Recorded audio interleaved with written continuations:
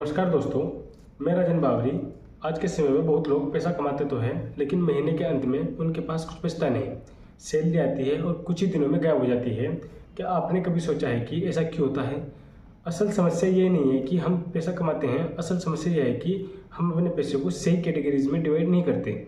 अगर आपके पास एक क्लियर बजट सिस्टम नहीं है तो पैसा हमेशा अनकंट्रोल तरीके से खर्च होगा। आज की इस वीडियो में हम जानेंगे कि बजट कैटेगरीज क्या होती है, बजट कैटेगरीज डिसाइड कैसे करें, 50-30 रूल क्या है, बिगिनर के लिए बेस्ट बजटिंग सिस्टम क्या होना चाहिए और एक रियल लाइफ एग्जांपल और आखिर में एक सिंपल बजट फॉर्मूला।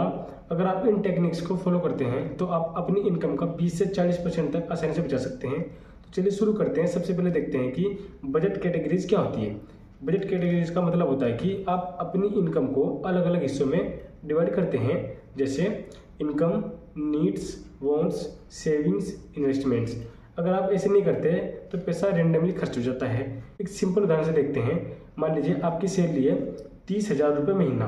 अगर आप बजट नहीं बनाते हैं तो खर्च कुछ ऐसे होगा: 10,000 रुपये किराया, 5,000 रुपये खाना, 4,000 रुपये शॉपिंग्स, 5,000 रुपये दोस्तों के साथ घूमना, 3,000 रुपये ऑनलाइन शॉपिंग, 3,000 रुपये रैंडम एक्सपेंसेस और महीने के अंत में सेविंग जीरो। लेकिन अगर बजट कैटेगरीज बना दी जाए तो सिस्टम कुछ ऐसे होगा: इनकम 30,000 रुपये, नीड्स 15,000 रुपये, वॉन्ट्स 6,000 रुपये, सेविंग्स 6,000 रुपये, इन्वेस्टमेंट 3,000 रुपये। अब आपका पैसा कंट्रोल तरीके से खर्च होगा। बजट कैटेगरीज क्यों जरूरी है? Budget categories 3 major problem solve करती है। फर्स्ट, ओवर स्पेंडिंग को रोकती है। जब स्पेंडिंग लिमिट तय होती है तो आप एक्स्ट्रा खर्च नहीं करते। सेकंड, सेविंग ऑटोमेटिक हो जाती है। जब सेविंग पहले अलग कर दी जाती है तो पैसा बचना शुरू हो जाता है। थर्ड, फाइनेंशियली स्ट्रेस कम होता है। आपको पता होता है कि पैसा कहाँ जा रहा है। बजट कैटेगरीज डिसाइड करने का स्टेप बाय स्टेप तरीका।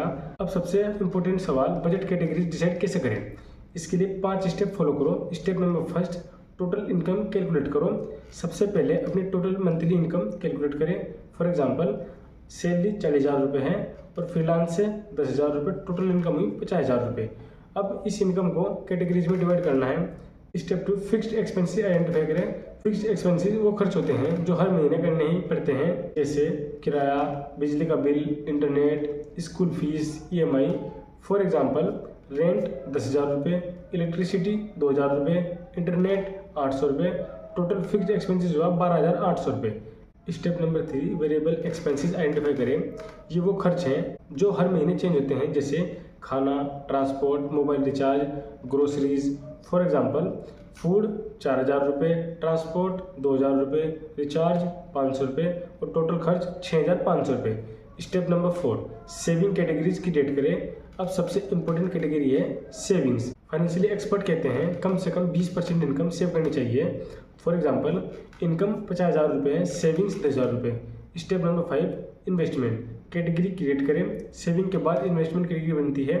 इन्वेस्टमेंट ऑप्शंस क्या होते हैं, जैसे mutual fund, gold, stocks, PPF। अगर आप हर महीने 5,000 रुपये इन्वेस्ट करते हैं तो 20 साल में करोड़ों आपने बन सकता है। 50-30 रूल्स बजट कैटेगरीज डिसाइड करने का सबसे पॉपुलर तरीका है 50-30 रूल्स।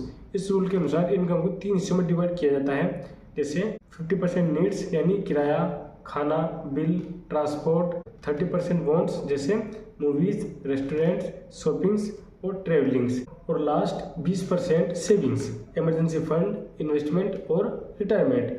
फॉर एग्जाम्पल, इनकम 40,000 रुपये, नीड्स 20,000 रुपये, वांट्स 12,000 रुपये, सेविंग्स 8,000 रुपये।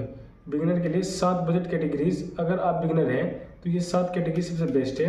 फर्स्ट, हाउसिंग किराया यानी maintenance. Second, food grocery, restaurant. Third, transportation यानी petrol, bus, metro. Fourth, utilities, electricity, internet, mobile bill. 5, lifestyle यानी shopping, entertainment. 6, savings, emergency fund. 7, investment यानी mutual fund, stocks. Emergency fund category budget में एक special category होनी चाहिए। Emergency fund ये पैसा unexpected situation में काम आता है, जैसे medical emergency, job loss, accident, financial rule. कम से कम 6 महीने का एक्सपेंस का इमरजेंसी फंड होना चाहिए। एक रियल लाइफ बजट एग्जाम्पल समझते हैं। मान लीजिए किसी व्यक्ति की सैलरी है 30,000 रुपये। बजट कुछ ऐसा हो सकता है: हाउसिंग 8,000 रुपये, फूड 5,000 रुपये, ट्रांसपोर्ट 2,000 रुपये और यूटिलिटीज़ 1,500, लाइफ स्टाइल 3,500 रुपये, सेविंग्स 6,000, इन्वेस्टमेंट 4,000। टोटल हुआ 30,000। अब पैसा कंट्रोल तरीके से खर्च होगा। अब देखते हैं बजट ट्रैकिंग टूल्स। आजकल बजटिंग बहुत आसान हो गई है। आप इन ऐप का यूज कर सकते हैं। जैसे money manager, walnut, good budget, ये ऐप्स ऑटोमेटिकली एक्सपेंस ट्रैक करते हैं। अब देखते हैं कुछ बजट मिस्टेक्स। बहुत लोग बजट करते समय 3 मिस्टेक्स करते हैं। First, unrealistic budget. अगर बजट बहुत स्ट्रिक्ट होगा तो फॉलो करना मुश्किल होगा। सेकंड, लाइफस्टाइल इन्फ्लेशन, इनकम बढ़ने पर एक्सपेंस भी बढ़ जाते हैं। थर्ड, ट्रैकिंग नहीं करना। अगर एक्सपेंस ट्रैक नहीं करेंगे तो बजट फेल हो जाएगा। गोल्डन बजट फॉर्मूला देखते हैं। अगर आपको सिंपल फॉर्मूला चाहिए तो ये यूज करेगी। Income rules, 40% needs, 20% wants, 20% savings, 20% investment. ये फॉर्मूला मिडिल क्लास लोगों के लिए बेस्ट है। दोस्तों, पैसा बचाना मुश्किल नहीं है, बस आपको अपने पैसे को 6 कैटेगरी में डिवाइड करना होगा।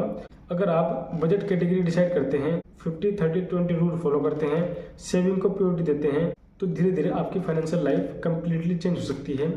याद रखिए, रिच लोग ज़्यादा पैसा नहीं कमाते, वे पैसा बेहतर तरीके से मैनेज करते हैं। अगर आपको ये वीडियो यूजफुल लगी हो तो लाइक करें, शेयर करें और सब्सक्राइब जरूर करें। मिलते हैं अगली वीडियो में, तब तक के लिए धन्यवाद।